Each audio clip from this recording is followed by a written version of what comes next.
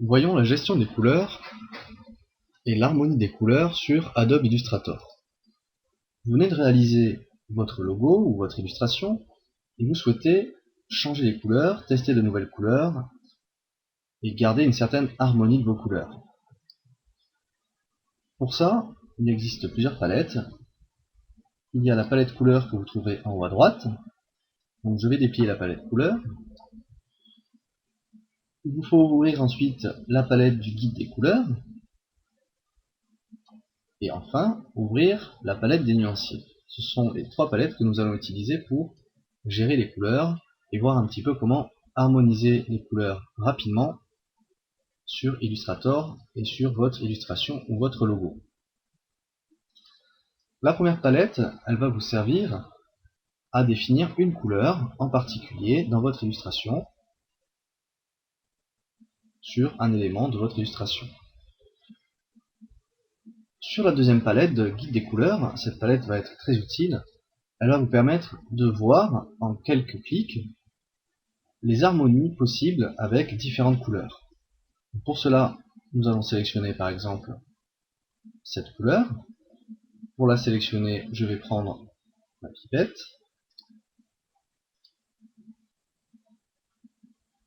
Ici, je vois que c'est un objet qui contient une autre forme. Le fait de prendre ma pipette a appliqué cette couleur, donc je vais revenir en arrière en faisant CTRL Z. Ma couleur est toujours sélectionnée. Et je peux voir, si je désélectionne mon objet, ici, une première règle d'harmonie est proposée. Je peux ensuite aller regarder l'ensemble des règles d'harmonie proposées dans le guide des couleurs d'Illustrator et ainsi choisir une harmonie de couleurs qui ira bien avec mon illustration ou mon logo. Je vais par exemple choisir cette harmonie de couleurs, mais je veux que ma couleur dominante, qui ici est un magenta, soit plus claire que celle qui a été sélectionnée. Donc je vais pouvoir ici, dans le menu du guide des couleurs, afficher les teintes et les ombres, afficher les couleurs chaudes et froides, ou afficher les couleurs vives et teintes. Je vais désélectionner afficher teintes et ombres, et je vais venir sélectionner quelque chose de plus pâle en tant que couleur principale. Donc je double-clique pour sélectionner la couleur.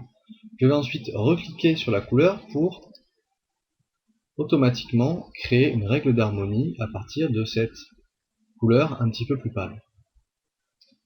Cette règle d'harmonie me plaît, je vais maintenant l'enregistrer en cliquant sur le bouton enregistrer le groupe des couleurs dans le panneau du nuancier. En cliquant sur cette fonction, sur ce bouton, j'ai ici un groupe de couleurs qui est apparu que je vais pouvoir utiliser pour soit manuellement imposer mes couleurs une par une en fonction du groupe, soit de façon beaucoup plus simple, utiliser ce groupe de couleurs pour automatiquement réharmoniser l'ensemble de mon illustration. Donc pour ça, je vais sélectionner l'ensemble de mon illustration, je vais sélectionner mon groupe, et je vais utiliser ici un outil très utile qui s'appelle modifier ou appliquer le groupe de couleurs, qui va nous ouvrir une palette spéciale avec le groupe de couleurs sélectionné. Alors je vois que ici les verts ne sont pas appliqués, tout simplement puisque de base ici nous n'avions que 3 couleurs, dont le blanc, avec le blanc, de sélectionner. Donc il n'a gardé en mémoire que les 3 premières couleurs qu'il a réappliquées ici à notre illustration. Alors cette règle d'harmonie ne me plaît pas, donc je peux annuler. Ce que je vais faire pour ne pas perdre mes couleurs actuelles, je vais resélectionner mon illustration et je vais donc cliquer ici sur nouveau groupe de couleurs Ça va m'ouvrir donc la fenêtre groupe de couleurs. Je garde l'illustration sélectionnée et je fais OK. Ici, je sauvegarde ainsi mon illustration, du moins toutes les couleurs de mon illustration. Ça m'a ouvert sur le côté, dans le guide des couleurs, la règle d'harmonie actuelle. Et je vais pouvoir du coup aller chercher à partir de cette règle d'harmonie soit d'autres règles d'harmonie sur la même couleur dominante, qui ici est le gris, ou alors je peux décider d'aller sélectionner une autre couleur dominante pour trouver une autre règle d'harmonie avec 4 couleurs, et ainsi ici visionner d'autres règles d'harmonie. Je vais choisir une règle d'harmonie avec ces 4 couleurs triadiques, et je vais venir enregistrer de nouveau cette règle d'harmonie comme un nouveau groupe. Maintenant que cette règle d'harmonie est enregistrée, soit je la laisse sélectionner pour l'appliquer directement, puis je clique ici sur modifier le groupe de couleurs, soit je vais simplement sélectionner une autre règle d'harmonie pour l'appliquer. Je sélectionne la dernière règle d'harmonie que j'ai créée, j'ouvre de nouveau modifier le groupe de couleurs, et je viens ici recliquer sur ma règle d'harmonie. Je n'ai pas sélectionné l'ensemble de mon illustration, donc la règle d'harmonie ne peut pas s'appliquer. J'annule, je viens bien sélectionner l'ensemble de mon illustration, je reviens sélectionner mon groupe de règles d'harmonie, je réouvre ma fenêtre, et je vois ici que l'ensemble de ma règle d'harmonie vient de s'appliquer sur mon illustration. Je vais pouvoir m'amuser ainsi à créer de nombreux groupes, et à tester plusieurs règles d'harmonie et couleurs de façon très facile et très rapide.